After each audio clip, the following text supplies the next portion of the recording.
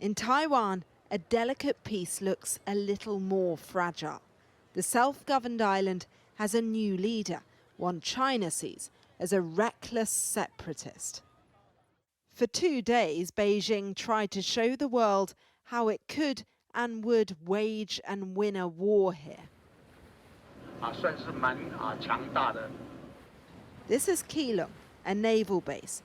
The closest Beijing's aircraft got to Taiwan's coast was about 45 miles from here. Ki Ming-woo has seen decades of tension. To him, it feels like a farce. Do you think conflict with China is a real possibility? China is huge. Taiwan is just such a tiny place. One lake in China is 10 times bigger than Taiwan. Do you think this land is of any benefit to them? But to Beijing, it is critical. Reunification inevitable. The latest drills, punishment for Taiwan talking about 2 separate countries. It is about more, though, than just vitriolic bluster.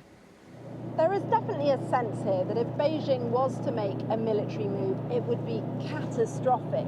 But there is also a kind of fatigue that seems to have set in, particularly among young people, a sort of collective roll of the eye every time the rhetorical cannons are fired. Back in the harbour, everyone's looking elsewhere, trying to tune out of chat about China. After so many years of military exercises, people have just become used to it, and they don't think China will actually attack. I'm more worried about China influencing and infiltrating Taiwanese politics than I am about war. But the US says Beijing may be on track to be ready to attack Taiwan by 2027. Do you think that Beijing is preparing for war? Certainly, yes. China is preparing for war. Based on the number of military ships and the hiring of new recruits, it's all for self-defense and Taiwan. Conflict looks very costly and risky for Beijing right now, though.